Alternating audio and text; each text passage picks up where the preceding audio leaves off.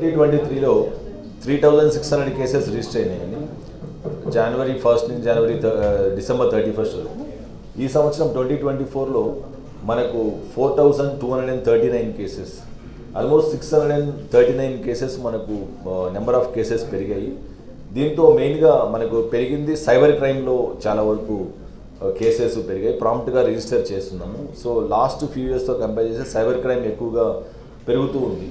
మన డిస్టిక్లో కూడా సైబర్ క్రైమ్ పెరుగుతూ ఉంది. అండ్ అదే కాకుండా సింపుల్ థెఫ్ట్స్ కూడా, అంటే బైక్ థెఫ్ట్స్ ఇవన్నీ కూడా మనకు ఇంక్రీజ్ అవుతున్నాయి. సో అవి కూడా ప్రాంప్ట్గా కేసెస్ రిజిస్టర్ చేయడం జరుగుతుంది.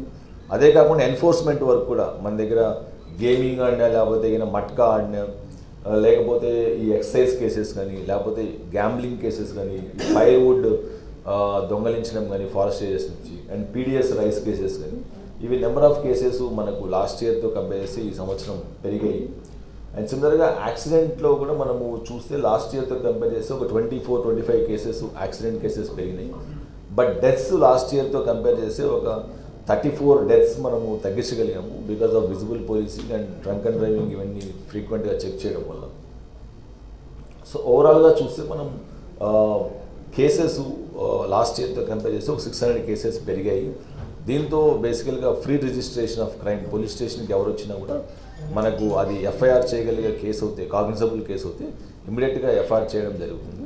సో దాని కొరకు మనకు ఫ్రీ రిజిస్ట్రేషన్ ఆఫ్ క్రైమ్లో భాగంగా ఎన్ఫోర్స్మెంట్ కేసెస్ కానీ, లేకపోతే సింపుల్ థెఫ్ట్ కేసెస్ కానీ, సైబర్ క్రైమ్ కేసెస్ కానీ, ఇవన్నీ కూడా మనము ప్రాంప్ట్గా రిజిస్టర్ చేయడం వల్ల there is an increase in the crime rate from previous year. మనము దాదాపు 4 crore 20 lakhs పోయింది. దాంతో ఒక 60 lakhs వరకు పుట్ ఆన్ హోల్డ్ అయింది.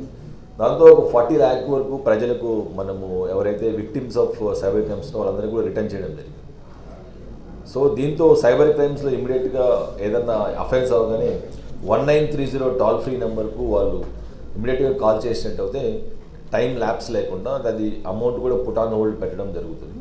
సో అట్లా ప్రజలందరికీ కూడా దీంతో మనం అవేర్నెస్ క్యాంపెయిన్ కూడా దాదాపు 950 అవేర్నెస్ క్యాంపెయిన్స్ ప్రతి ఒక్క గ్రామాల్లో, మనకు వికారాబాద్లో 695 గ్రామాలు ఉన్నాయి అండ్ కొన్ని పట్టణాలు ఉన్నాయి. ఈ అన్నిట్లో కూడా ప్రతి ఒక్క ఏరియాలో కూడా ఈ క్యాంపెయినింగ్ అవేర్నెస్ సైబర్ క్రైమ్స్, వాళ్ళు ఓటీటీ ఫ్రాడ్స్ కానీ, లేకపోతే లోన్ ఫ్రాడ్స్ కానీ, లేకపోతే జాబ్ ఫ్రాడ్స్ కానీ, ఇట్లాంటి ఎటువంటి పరిస్థితుల్లో వాళ్ళు యాక్సెప్ట్ చేయదని చెప్పేసి మనం చేస్తున్నాము. సో దీనికి మెయిన్గా awareness is the only way to prevent మనకు ఈ సైబర్ క్రైమ్స్. కాబట్టి పెద్ద ఎత్తున అవేర్నెస్ క్యాంపెయిన్స్ చేపడుతున్నాం. ఈ సంవత్సరంలో కూడా 2025లో కూడా పెద్ద ఎత్తున స్కూల్స్, కాలేజెస్, గ్రామాల్లో కూడా ఈ అవేర్నెస్ క్యాంపెయిన్స్ చేపడతాం. దీని సందర్భంగా మన దగ్గర ఉండే రెసార్ట్స్ దాదాపు మన దగ్గర ఒక 10 వరకు చిన్న చిన్న రెసార్ట్స్ అండ్ ఫామ్ హౌసెస్ కూడా మన దగ్గర ఎక్కువగా ఉన్నాయి. వాళ్ళందరికీ కూడా పిలిచి మీటింగ్ పెట్టి కూడా చెప్పడం జరిగింది. ఎటువంటి పరిస్థితిలో ఎవరు ఏ పర్మిషన్స్ లేకుండా డీజేస్ పెట్టడం కానీ, లేకపోతే సౌండ్ వాళ్ళు ఏదైనా సాంగ్స్ పెట్టాలన్నా తప్పకుండా పర్మిషన్ తీసుకోవాలి. అది కూడా బియాండ్ 10 PM ఎవరు కూడా అటువంటిది పెట్టకూడదు. అండ్ వాళ్ళు ప్రిస్క్రైబ్ చేసిన డెసిబెల్స్ లోపలనే ఇవి పెట్టుకొని చేసుకోవాలి. అంతేకాకుండా ఎవరు కూడా దయచేసి వాళ్ళ తల్లిదండ్రులకు అండ్ పిల్లలకి అందరూ కూడా చెప్పడం, ఎవరు కూడా ట్రిపుల్ రైడింగ్ చేయొద్దు అండ్ ఎవరు కూడా డ్రంక్ అండ్ డ్రైవింగ్ ఎటువంటి పరిస్థితుల్లో కూడా చేయొద్దు. సో అందరూ కూడా వాళ్ళ స్నేహితులతో, కుటుంబ సభ్యులతో న్యూ ఇయర్ సెలబ్రేషన్స్ అనేది వాళ్ళ ఇంటి లోపల కానీ, లేకపోతే వాళ్ళ సురక్షిత ప్రాంతాల్లో జరుపుకునేది ఎటువంటి పరిస్థితుల్లో ఏ ప్రాబ్లం లేకుండా మనకు న్యూ ఇయర్ అనేది ఒక ఇన్సిడెంట్ ఫ్రీ ఉంటుంది. అండ్ అందరూ కూడా ఎటువంటి పరిస్థితుల్లో ప్రశాంతంగా ఈ ప్రశాంతమైన వాతావరణంలో న్యూ ఇయర్ జరుపుకోవాలని చెప్పేసి అందరికీ విజ్ఞప్తి చేస్తున్నాం.